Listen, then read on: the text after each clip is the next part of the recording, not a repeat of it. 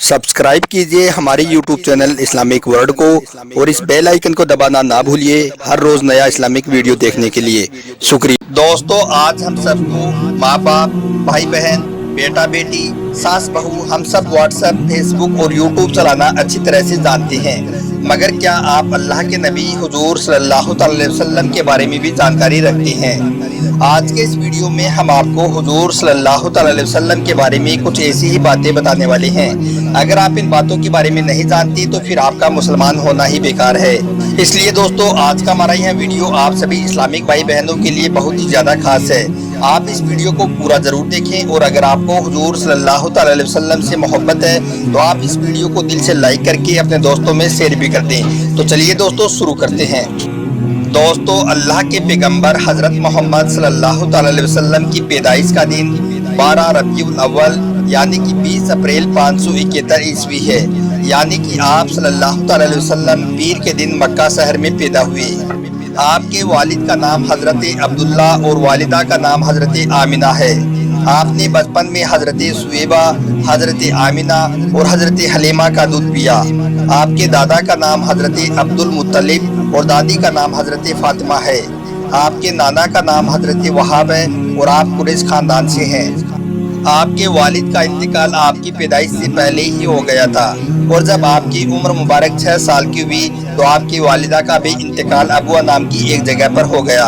वालिद और वालिदा के इंतकाल के बाद आपकी परवरिश आपके दादा अब्दुल मुत्तलिब ने की, मगर जब आपकी उम्र 8 साल हुई तो आपके दादा का भी इंतकाल हो गया। दादा के बाद आपकी परवरिश आपके चाचा अबू तालिब ने की। आपने पहला तिजारती सफर मुल्क शाम में किया।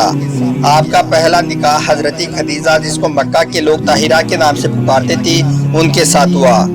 निकाह के वक्त आपकी उम्र मुबारक 25 साल थी और हजरत खदीजा की उम्र 40 साल थी। सबसे पहले औरतों में इस्लाम कबूल करने वाली औरत भी आपकी बीवी हजरत खदीजा रदियल्लाहु अन्हा है और सबसे पहले मर्दों में इस्लाम कबूल करने वाला हजरत अबू बकर सिद्दीक रदियल्लाहु अन्हु है। बच्चों में सबसे पहले इस्लाम कबूल करने वाला हजरत अली रदियल्लाहु अन्हु है। आप जब से पैदा हुए तब से ही अल्लाह की इबादत में मसरूफ रहते थे। अल्लाह ताला ने आप पर ही कुरान पाक को नाजिल किया। जब आप 40 साल के थे तब अल्लाह की तरफ से आपको एक पैगाम हासिल हुआ, जिसमें अल्लाह ने आपको कहा कि तुम दुनिया में हो रही बुराइयों को मिटाओ, लोगों को इसके बारे में समझाओ और उनको गुमराही से बचाओ। दोस्तों, आपने अल्लाह के इस हुक्म को कबूल किया और उस पर खरा उतरने का वादा भी किया और उसके बाद आप लोगों को समझाने में लग गए। दोस्तों, हजरत मोहम्मद सल्लल्लाहु अलैहि वसल्लम अल्लाह के आखिरी पैगंबर और नबी हैं। उस दौर में लोगों का बहुत ही बुरा हाल था। आपस में लोग लड़ रहे थे, बच्चियों को जिंदा दफन करते थे, विधवाओं को जीने तक का अधिकार नहीं था। सबके अलग अलग देवी देवता थे, कोई किसकी पूजा कर रहा था तो कोई किसकी। इस बुरे दौर को खत्म करने के लिए और लोगों की रहनुमाई के लिए अल्लाह ने आपको अपना पैगंबर बनाकर भेजा।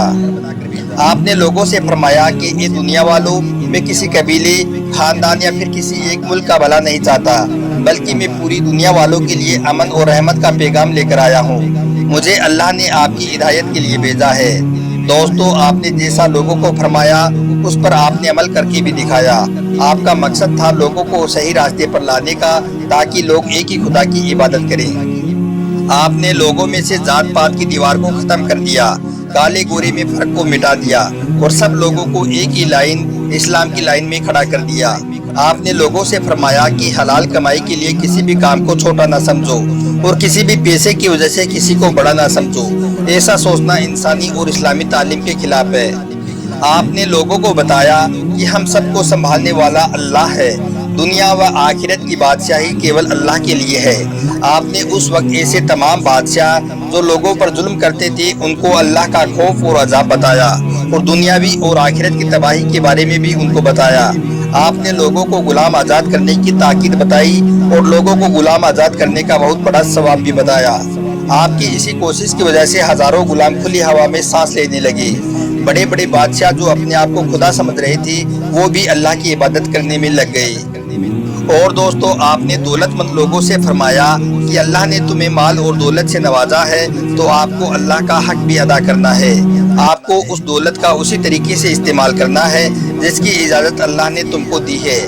اگر تم اپنی دولت کا غلط استعمال کرو گے تو کنگال ہونے کے ساتھ ساتھ طرح طرح کے گناہوں، بیماریوں اور سزاؤں کے حقدار بھی بنو گی۔